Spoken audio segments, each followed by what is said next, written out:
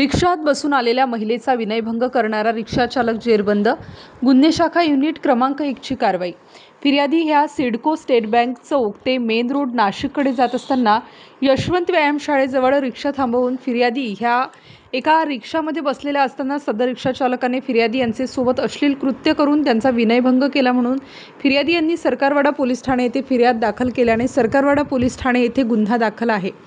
गुन्हे शाखा युनिट क्रमांक 1 चे अधिकारी व अंमलदार असे सदर गुन्ह्याचा समांतर तपास करीत असताना गुप्त बातमीदाराकडून बातमी मिळाली की सदरचा गुन्हा हा नासिर शेख याने केला असून तो भारतनगर नाशिक या भागात फिरत असल्याची माहिती मिळाली.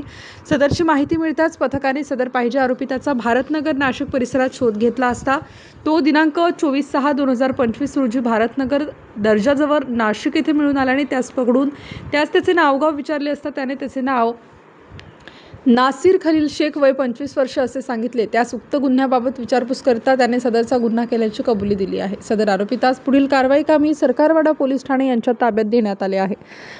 सदरची कामगिरी गुन्हे शाखा युनिट क्रमांक 1 नाशिक शहरकडील वरिष्ठ पोलीस निरीक्षक श्री मधुकर कड, सहाय्यक पोलीस निरीक्षक हिरामण भोये, पोलीस उपनिरीक्षक सुदाम सांगळे, पोलीस हवालदार विशाल काठे, प्रवीण वाघमारे, प्रशांत मरकड, प्रदीप म्हस्ते, संदीप भांड, विशाल देवरे, मिलिंदसिंग परदेशी, रमेश कोळी, धनंजय शिंदे, मुक्तार शेख, अमोल कोष्टी, जगेश्वर बोरसे, गोरक्ष साबळे यांनी केली आहे.